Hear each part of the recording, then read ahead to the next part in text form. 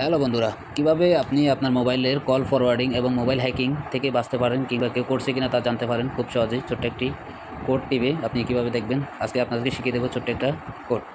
Okay, let's go. প্রথমে আপনি আপনার মোবাইলের কল লগে চলে যাবেন, এরপর আপনি ডায়াল করবেন *662#। এরপর ডায়াল করবেন আপনি আপনার সিমে।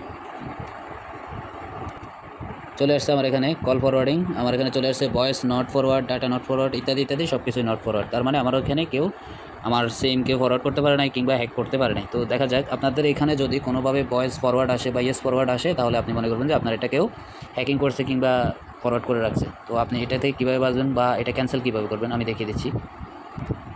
আপনারা এই ছোট্ট একটি কোড ডায়াল করে আপনি আপনার কল ফরওয়ার্ডিং থেকে বাঁচতে পারবেন। ওকে, #002#। এরপর ডায়াল করবেন,